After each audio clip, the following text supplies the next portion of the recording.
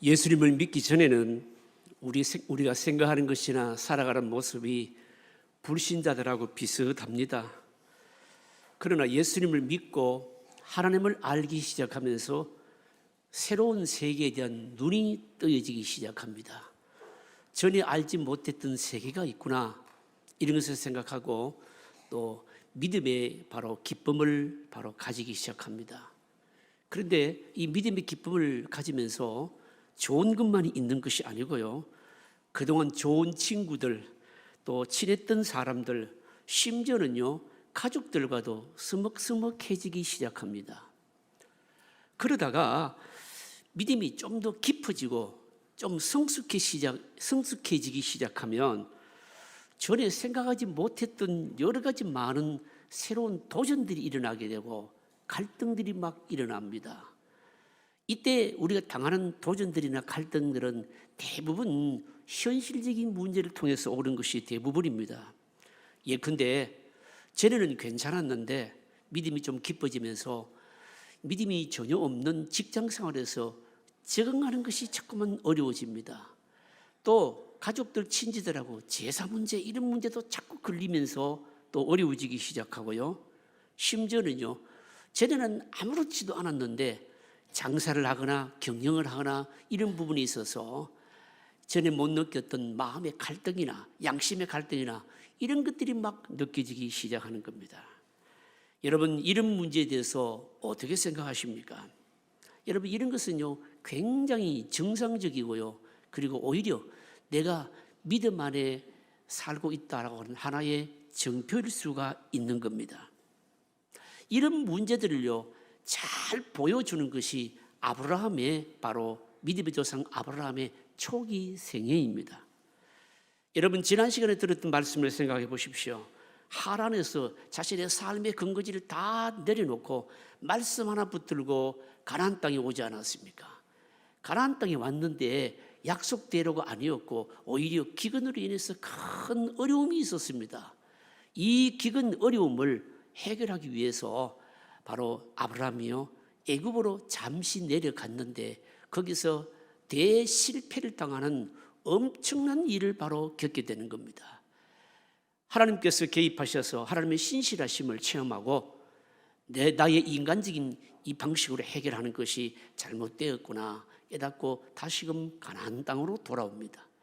가나안 땅으로 돌아왔는데 이번에는요 전혀 다른 또 다른 시련이 기다리고 있었던 겁니다. 그게 뭐였는가 하면 하란을 떠날 때 고리였고 유일한 바로 혈통이었던 롯과 함께 같이 귀가할 수가 없어서 나누어지게 된 겁니다. 여러분요, 나누어지게 되는데 여기서 롯과 아브라함이요 전혀 다른 모습으로 선택을 하게 되는 이런 모습을 그리고 있는 것이 이 본문의 바로 내용인 겁니다. 여러분, 이 본문을 통해서 우리가 다시 한 번 더 깨달을 수 있는 것이 뭔가 하면 믿음이라고 하는 것은 이론이 아니구나, 이것을 바로 깨닫게 됩니다. 믿음은 바로 믿음 생활이라는 것은 내가 마음속으로 어떤 사실을 고백하는 것으로만 그치지를 않는다는 겁니다. 믿음 생활이라고 하는 것은 반드시 현실과 부딪혀서 갈등도 느끼고 그 갈등을 하는 과정에서 영적으로 싸우기도 하고 고민도 해야 되고 바로 이런 과정이 바로 진짜 믿음이라는 겁니다. 아브라함과 바로 롯이 갈등을 하고요 나누어지면서 서로가 다른 선택을 하고 이런 것을 통해서 우리에게 보여주시는 것이 뭔가 하면 참 믿음의 모습이 뭔가, 진짜 믿음으로 성숙하고 하나님의 백성다운 복을 누리기 위해서 우리가 이런 갈등과 또 이런 모습들을 거쳐야 되는구나 하는 것을 다시 한 번 더 교훈해 주시는 겁니다. 오늘 이 말씀을 통해서 저와 여러분들이 하나님의 축복된 백성으로서 살아가면서 겪는 어려움, 갈등, 이 모든 것들 속에서 다시 한 번 더 아브라함 같은 선택을 하시고 하나님께서 우리 눈에 보이지 않은 또 다른 많은 준비해 놓으신 복을 누리는 저와 여러분들의 믿음의 삶이 되시기를 주의 이름으로 축복합니다. 첫째로 생각할 것은 아브라함과 롯이 가지는 갈등, 이게 도대체 어떤 의미가 있느냐라고 하는 겁니다. 애굽에서 가나안으로 돌아온 아브라함은요 가축이 많았습니다. 그리고 롯도요, 조카 롯도 재산이 많았습니다. 그런데 아브라함과 조카 롯이 있는 곳에는요, 이 물이 부족하고 초지가 부족해서 이 많은 가축들을 함께 이 먹일 물이 바로 충분하지 않았습니다. 그러다 보니까 자연적으로 아브라함과 조카 롯의 목자들이 서로 긴장을 하게 되고 다툼을 하게 되고 싸움을 하게 된 겁니다. 여러분, 이 싸움이 도대체 어떤 의미가 있느냐라고 하는 겁니다. 5절부터 7절까지 그 내용을 자세하게 소개하고 있는데, 그런데 이 아브라함의 목자와 조카 롯의 목자들이 싸우는 게 이게 어떤 의미가 있는지를요, 7절 말씀에서 그 의미를 밝히는 겁니다. 여러분 7절 한번 읽어보실까요? 7절 같이 읽겠습니다. 그러므로 아브라함의 가축의 목자와 롯의 가축의 목자가 서로 다투고 또 가나안 사람과 브리스 사람도 그 땅에 거주하였는지라. 여기서 중요한 말씀이 뭔가 하면요, 또 가나안 사람과 브리스 사람도 그 땅에 거주했다. 이 말이 여러분 참 중요한 겁니다. 이게 무슨 말씀인가 하면 아브라함과 조카 롯의 목자들이 싸우는데 안 믿는 사람들이 보는 것이 아니라 브리스 사람들도 있었고 가나안 사람들도 다 보고 있었다. 이걸 지금 성경이 바로 덧붙이고 있는 겁니다, 여러분요. 이걸 요즘식으로 말하자면 어떤 의미일까요? 안 믿는 사람들이 아니고 믿는 사람들끼리 갈등을 하고 막 싸우는데 이 모습을요, 안 믿는 사람들이 보았다, 뭐 이런 뜻입니다, 여러분요. 여러분, 예수님 안 믿는 불신자들은요, 어떻게 보면 우리 믿는 자들에 대해서 사실은 여러분 겉으로는 좋은 말을 하지 않지만 속으로는 시기심이 있습니다. 그 시기심이 뭘까요? 우리 예수 믿는 사람들이 진짜 복을 받은 사람들인 걸 알거든요. 그런데 복을 받은 사람들이라고 알고는 있고, 그래서 마음속에 나름대로 조금 시기심도 있었는데, 믿는 사람들끼리 싸우는 것을 보면요, 막 굉장히 좋아합니다. 막 박수를 막 치고 막 쾌재를 막 부르는 거죠. 왜 그럴까요? 영적인 시기심에서 오는 것 때문인 겁니다. 자기들은 복을 받지는 못했는데 복받은 그리스도인들은요, 뭔가 우리들과는 좀 다르다 생각했는데 싸우는 모습을 보니까 자기들하고 별로 다르지 않거든요. 그러니까 이런 일이 있으면요, 어떻게 하는가 하면 우리 믿는 사람들의 신앙을 우습게 보면서, 그러면서 어떻게 하는가 하면 이런 것들을 입에 오르내리기를 좋아하면서 그냥 가십거리로 삼고 막 박수치고 그렇게 한다라고 하는 겁니다. 여러분, 그래서 성도들끼리 여러분 갈등과 싸움은요, 이거는요 사실은 여러분 심각한 겁니다. 어떤 일이 있어도 하나님의 백성들은요, 불신자들 앞에서 여러분 싸우거나 다투거나 이런 일을 하지를 말아야 된다는 겁니다. 왜냐하면 하나님은 나라의 가치를 바로 떨어뜨리는 일인 겁니다, 여러분요. 그러면 여러분, 이 심각한 다툼의 원인이 도대체 어디에 있었을까요? 무엇 때문에 아브라함과 조카 롯의 목자들이 이렇게 다투고 싸웠겠냐는 것입니다. 표면적으로 보면 좁은 장소, 부족한 물, 목소지 때문에 그렇게 싸운 것으로 되어 있습니다. 하지만 실제적으로 중요한 원인은 뭔가 하면 아브라함과 그 조카 롯이 가지고 있는 신앙의 차이입니다. 생각의 차이라고 하는 겁니다. 여러분, 아브라함이 어떤 사람입니까? 아브라함은요, 말씀 하나 붙들고 지금까지 이루었던 삶의 근거지를요, 편리함, 자기가 누릴 수 있는 거 다 내려두고 말씀 하나 붙들고 따라온 하나님의 말씀을 따라온 사람 아닙니까, 여러분요? 그런데 롯은요, 그 정도의 믿음까지는 되질 않습니다. 창세기 12장 4절에서 이미 우리가 살펴보았습니다. 이에 아브라함이 여호와의 말씀을 따라갔고 롯도 그와 함께 갔으며, 이렇게 말씀합니다. 아브라함은 분명히 말씀에 붙들려서 하란을 떠나서 가나안 땅으로 말씀 붙들고 온 사람이지만 롯은요, 아브라함 같은 믿음은 없고 그냥 아브라함을 따라서 삼촌을 따라서 그냥 떠난 겁니다, 여러분. 물론 그렇다고 해서 롯이요, 하나님의 백성이 여러분 아닌 건 아닙니다, 여러분요. 베드로후서 2장 7절에 보시면요, 롯을요 의로운 롯 그렇게 말합니다. 성경이요 안 믿는 사람을 의롭다 이런 말을 안 붙입니다. 이 롯을 향해서 의로운 롯이라고 말한 것은 분명히 그는 하나님의 백성이었다는 겁니다. 믿는 사람이었다는 겁니다. 그러나 아브라함같이 말씀에 모든 걸 걸고 모험을 하고 그런 믿음은 아니었다라고 하는 겁니다. 롯은 하나님을 믿었지만 하나님의 말씀을 최고로 생각하는 자는 아니고 여전히 믿지만 세상적인 기준을 중요하게 생각하고요. 그리고 자신의 어떤 판단을 말씀보다도 더 우선적으로 생각하는 일종의 현실주의자였던 겁니다, 여러분요.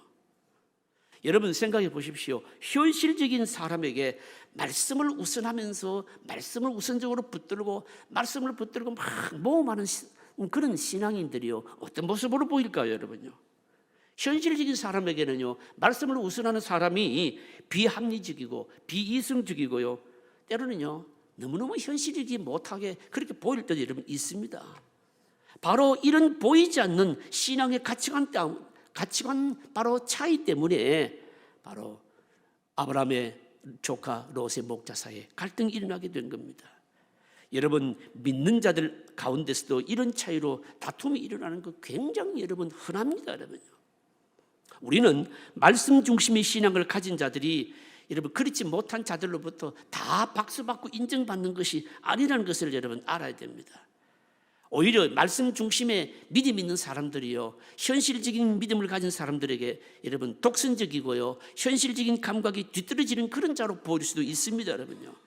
아브라함과 롯의 갈등이 가지는 이 의미가 뭔가 바로 이런 의미인 겁니다, 여러분. 여러분 그렇다면 한번 좀 적용해 보십시다. 성도들 가운데 아브라함 같은 성도가 많을까요? 롯 같은 성도가 많을까요?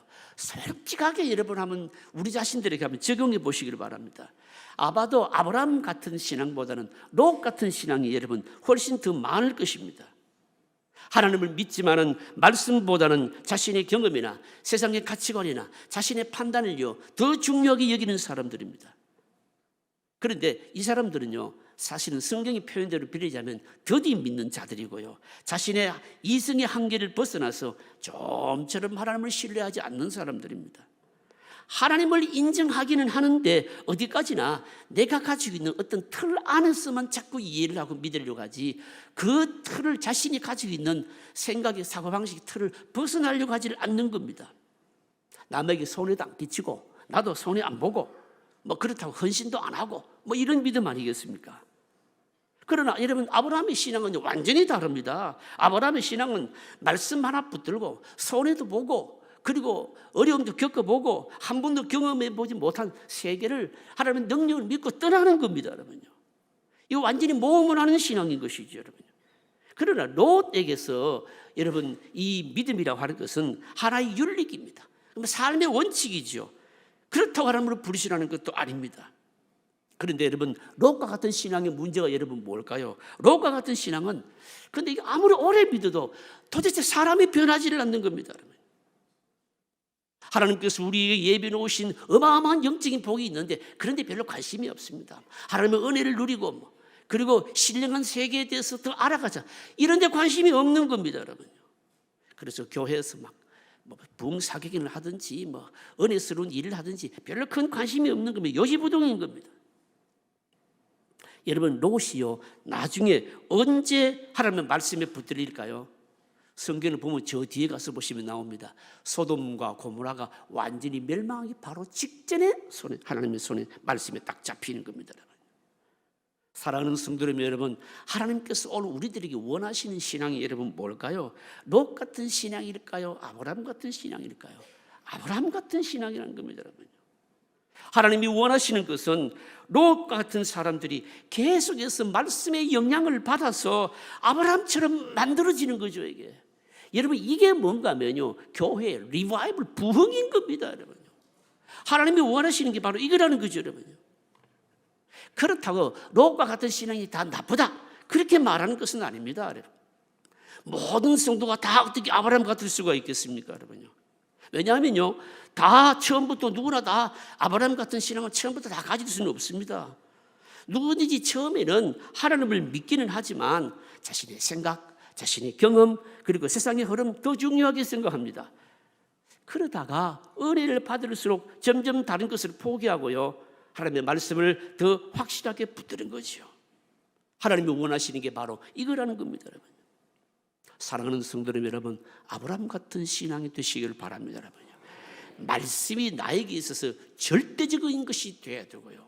세상의 그 어떤 것보다도 하나님의 말씀이 가장 중요하고 우선시되는 믿음이요.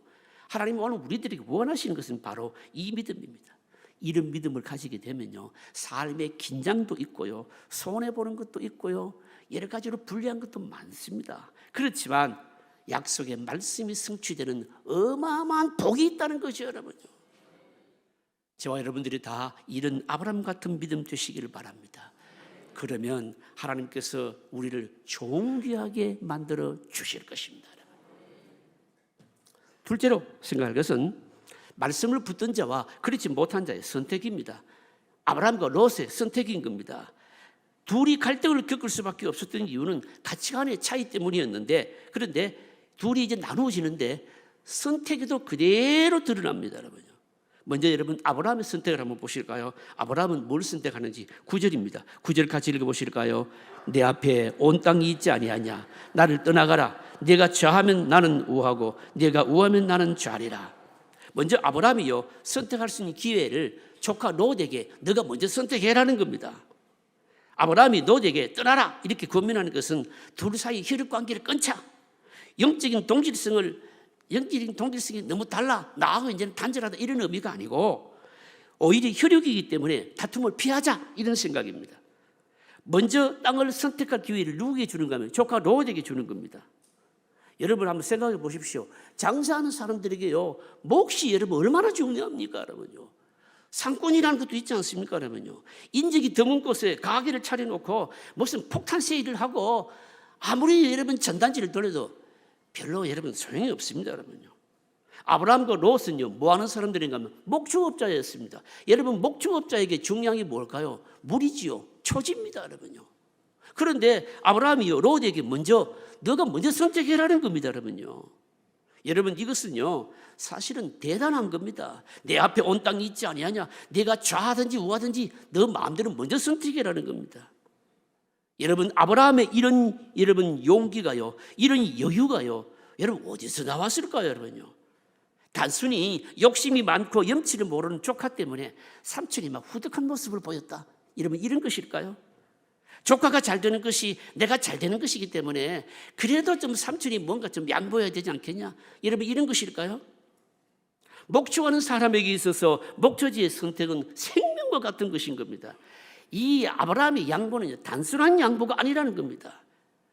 아브라함의 여유는 어디서 나왔는가 하면 아브라함의 믿음에서 나온 겁니다. 도대체 어떤 믿음일까요?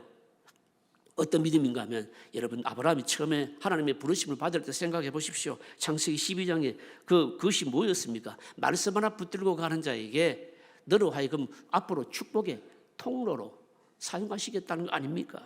히브리서 11장 8절로 10절에 보시면 바로 이런 믿음에 대해서, 아브라함의 믿음에 대해서 성경이 또 해석하고 있습니다. 히브리서 11장 10절에 보시면 이런 그가 하나님이 계획하시고 지으실 터가 있는 성을 바랐습니다. 이게 무슨 말씀인가 하면 지금 당장은 눈앞에 뭔지는 모르겠지만 계속해서 믿음의 선택을 하게 되면 하나님께서는 어마어마한 것을 바로 자기를 위해 준비해 놓으셨다는 것을 믿었다는 것이요. 그래서 당장 눈앞에 보이는 좋은 것은 뭡니까? 롯에게 선택권을 줬다는 겁니다, 여러분. 여러분 아브라함의 이 태도가 우리에게 주시는 교훈이 뭘까요? 하나님의 말씀을 붙잡을 때 오는 축복을 아는 사람은요, 눈앞에 나타난 거기에 우선적으로 덤벼들지 않는다는 겁니다, 여러분. 여러분 대부분의 사람들은요, 생각이 뭔가 하면 우리의 미래라고 하는 것은 오늘 어떻게 뭘 선택하느냐, 오늘 내가 어떻게 노력하느냐에 따라서 미래가 결정된다, 그렇게 생각합니다. 여러분 틀린 말이 아니죠. 선택하면 잘못하면 여러분 엄청난 엉뚱한 결과가 이루어지지 않습니까? 오늘 땀 흘리고 노력하지 않으면 여러분 내일이 아름다운 결과가 여러분 없지 않습니까, 여러분요? 그런데 여러분 미래라고 하는 것은 사실 오늘 우리의 선택이나 우리의 노력에 100% 달려 있는 건 여러분 아닙니다. 여러분 우리가 우리 삶을 통해서 이건 우리가 체험하지 않습니까? 열심히 노력했는데 수고했는데 여러분 수고한 대로 결과를 얻지 못할 때도 많잖아요, 여러분요. 어떤 경우에는요, 내가 노력하고 수고하고 그만큼 안 했는데도 불구하고 영 불리하고 안 될 조건이었는데도 불구하고 상상할 수 없는 열매를 얻을 때도 있잖아요. 우리가 살아가면서 겪는 여러분 변수라는 건 늘 경험하지 않습니까? 여러분 이런 것을 통해서 우리에게 말씀하시는 것이 뭘까요? 미래는 우리의 선택과 노력에 의해서 다 결정되는 것이 아니라 우리의 미래는 누구에 의해서 결정되는가 하면 하나님의 손에 의해서 결정된다는 겁니다, 여러분요. 아브라함의 믿음이 뭡니까? 바로 이런 믿음이었다는 겁니다. 여러분, 이걸 우리가 깨달아야 된다는 겁니다, 여러분. 사랑하는 성도 여러분, 미래를 결정하시는 분이 누구이십니까? 하나님이시요, 여러분요. 이것을 아는 사람은요, 당장 눈앞의 것에 그렇게 급급해 하지 않는다는 겁니다, 여러분. 도리어 뭘 붙잡는가 하면 지금 좀 손해가 되어도 불리해도 말씀을 붙든다는 거죠, 여러분요. 왜냐하면 말씀을 붙든 자는 하나님의 약속대로 모든 것을 차지하고 풍성한 결과를 얻도록 하나님께서 약속하셨기 때문입니다. 말하자면 우리의 미래의 것을 주시는 분은 하나님이시거든요. 그러니까 현실적인 것 붙드는 것보다도 말씀을 붙드는 게 맞다는 거죠, 이게요. 여러분, 여기에 비해서 현실주의자 롯의 선택을 한번 보십시오.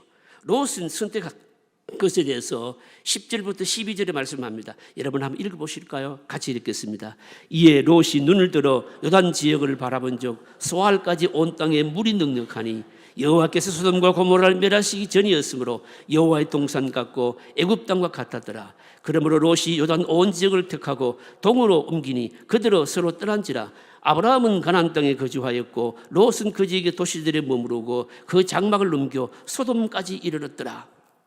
여러분, 롯이요 요단 들판을 그리고 소돔 땅을 선택했는데 선택한 이유를 밝힙니다. 여호와의 동산 같고 애굽 땅과 같았더라. 여러분, 이게 무슨 말씀입니까? 롯은 참 믿음이 있었지만 현실적인 사람인데 당장 눈에 보이는 현실적으로 유리한 것을 택했다라고 하는 겁니다, 여러분. 여호와의 동산 같았더라. 얼마나 비옥하고 물이 풍부했으면요, 목초지로서는 더 이상 없는 그런 곳을 택했다는 겁니다, 여러분. 여러분, 우리 눈은요, 우리 안목은요, 참 신기합니다. 같은 것을 여러분 바라봐도 사람에 따라서 전혀 다른 걸 봅니다.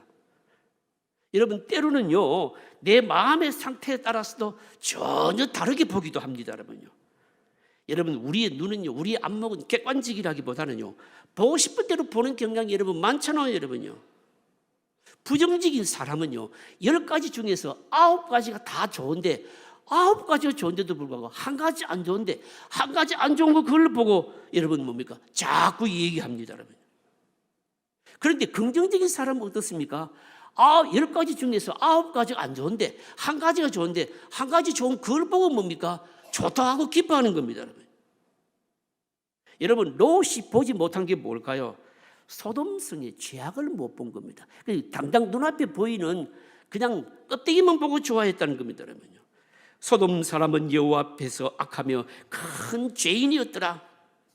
여러분, 우리가 살아가면서 긍정적인 눈을 가지는 것, 안목을 가지는 것 대단히 중요하고요. 긍정적인 안목 못지않게 더 중요한 게 뭔가 하면 믿음의 안목입니다, 여러분요. 롯에게 이게 없었다는 것이죠, 여러분요. 긍정의 눈보다도 훨씬 더 중요한 것이 바로 믿음의 눈인데, 믿음의 안목, 믿음의 눈이라고 하는 것은 뭔가 하면 하나님의 관점에서 모든 걸 보는 걸 말하는 겁니다. 여러분, 우리가 살아가면서 뭘 선택하잖아요. 그런데 그때 내가 지금 어디를 향하고 있는가, 무엇 때문에 이걸 지금 붙잡는가, 이거 생각해 보아야 됩니다.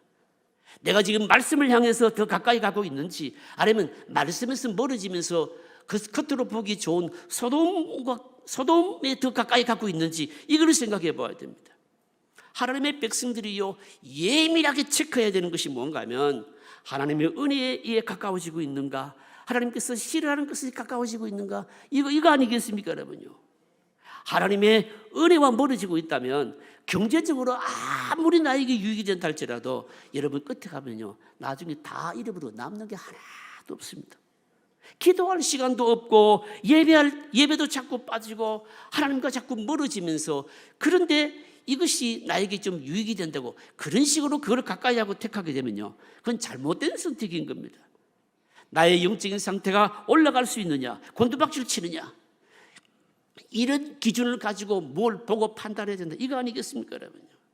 사랑하는 성도 여러분, 눈에 보이는 것만을 표준으로 삼고 선택하게 되면요, 나중에 여러분 영적으로 반드시 후회할 날이 옵니다, 여러분요. 지금 선택한 것이 내 신앙에, 내 믿음에 어떤 영향을 미치느냐, 여러분 이게 중요한 겁니다. 신앙을 잃어버리고 여러분 내가 좀 눈에 보이는 것으로 유익이 되었다 할지라도 나중에는 여러분 다 잃어버릴 수가 있는 거죠. 여러분 결혼도 그렇고 직업도 그렇고요, 여러분 사업도 그렇고요, 여러분 이사하는 것도 그렇고요, 교회 선택도 그렇고요, 여러분 다 그렇습니다. 사랑하는 성도님 여러분, 여러분 무엇을 선택할 때 믿음의 안목이 필요합니다. 영적인 가치를 중시해야 됩니다. 하나님의 말씀과 은혜를 고려해라는 것이죠. 여러분요. 오늘 마지막으로 생각할 것은 약속의 말씀을 선택한 자를 찾아오시는 하나님이십니다. 아브라함과 롯이 이제 완전히 갈라졌습니다. 제가 할 길로 갔습니다. 롯은 현실을 따라서, 아브라함은 약속의 말씀을 따라서 완전히 갈라지게 되었습니다. 여러분 약속의 말씀을 따라 선택하게 되면요, 손해보고요, 소외됨도 느끼고요, 여러 가지로 여러분 많은 유익을 놓치게 됩니다. 아브라함도 그러지 않았겠습니까? 그런데 그때 하나님께서 아브라함에게 다시 나타나신 겁니다. 14절 상반절에 보시면요, 14절에 그렇게 말씀합니다. 롯이 아브라함을 떠난 후에 라고 이렇게 말씀합니다. 롯이 아브라함을 떠난 후에 무슨 말씀일까요? 롯이요, 아브라함이요 굉장히 손해보았다, 고륙도 친척도 잃어버렸다, 이런 마음을 가지고 있을 때 하나님께서 딱 나타나신 겁니다. 여러분 말씀을 따라서 살아가게 되면 적정한 때 하나님께서 늘 이렇게 찾아오셔서 위로해 주시고 격려해 주십니다. 나타나셔서 아브라함에게 뭘 말씀해 주시는지 한번 보실까요? 14절 15절입니다. 같이 읽으실까요? 롯이 아브라함을 떠난 후에 여호와께서 아브라함에게 이르시되 너는 눈을 들어 너 있는 곳에서 북쪽과 남쪽 그리고 동쪽과 서쪽을 바라보라. 보이는 땅을 내가 너와 내 자손에게 주리니 영원히 이르리라. 이 말씀을 잘 묵상하셔야 됩니다. 눈을 들어서 동서남북을 바라보라는 겁니다. 그리고 보이는 그 모든 땅을 그와 아브라함과 그의 후손들에게 주시겠다는 겁니다. 아브라함은요 그 땅을 가지려고 애를 쓸 필요가 없습니다. 뭐 하기만 하면 됩니까? 바라보기만 하면 되는 겁니다. 할 수 있는 대로 멀리 보고 할 수 있는 대로 넓게 바라보기만 하면 하나님이 다 주시겠다는 겁니다. 그리고 실제적으로 17절에 가서 보시면 너는 일어나 그 땅을 종과 횡으로 두루 다녀보라. 내가 그것을 네게 주리라. 다니기만 하면, 바라보기만 하고 다니기만 하면 다 주시겠다는 겁니다. 여러분 하나님께서 여기서 종과 횡을 동서남북 다 바라보고 다니는 곳마다 다 주시겠다. 이게 단순히 눈에 보이는 이런 땅만 의미할까요? 하나님께서 원래 아브라함을 부르실 때 약속하신 약속의 말씀과 관련해서 본다면 이거는 분명히 눈에 보이는 땅만 의미하는 것은 아닙니다. 여러분요. 뭘까요? 여러분요. 앞으로 아브라함을 통해서 주시려고 하시는 어마어마한 뭡니까? 그를 통해서 복을 주시려고 하는 바로 신령한 많은 복들이 여기 포함되어 있는 겁니다. 여러분 기억하십시오. 땅은요 눈에 보이는 여러분 단순한 표상에 불과합니다. 여러분 하나님께서 진짜 말씀 붙들고 믿음으로 사는 자들에게 주시려고 하시는 것, 이 땅의 것만 좀 주시려고, 여러분 그 정도라면 우리가 세상의 모든 것을 포기하고 믿음으로 살겠습니까? 그 정도가 아니라는, 그 이상이라는 겁니다. 뭘까요? 하늘과 땅을 연결하는, 그래서 나를 통해서 하나님의 성령의 놀라운 성품이 우리 가운데 심어지고요, 나를 통해서 사람을 살리고요, 나를 통해서 다른 사람들에게 복이 막 전달되어지는 이런 놀라운 통로로 사용해 주시겠다는, 이것을 재차 확인해 주시는 말씀이 이 말씀인 겁니다.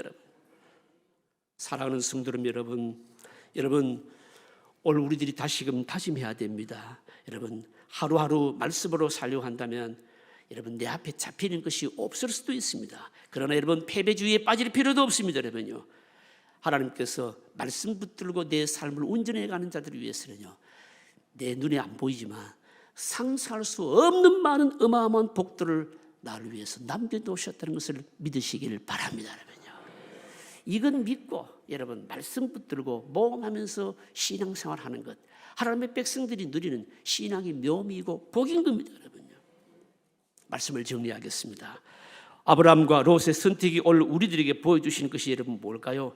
믿음 안에 사는 자는 새로운 삶이 있다. 바로 이거 아니겠습니까? 여러분요, 오늘 우리가 살아가는 이 세상은 너무너무 빨리 변합니다. 그리고 어려움들도 너무 많습니다.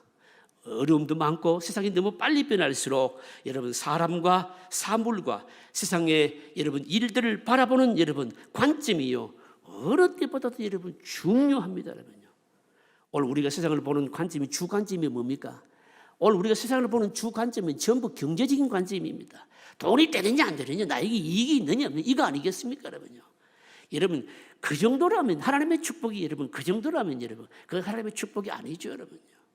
여러분 부디 경제적인 관점에서만 모든 것들을 보지 마시고 눈에 보이는 겉모습에 표상에 불과한 것만 붙들고 여러분 판단하지 마시고 눈에 보이지 않는 하나님의 큰 것을 큰 축복으로 바라보시면서 말씀 붙들고 나아가시길 바랍니다.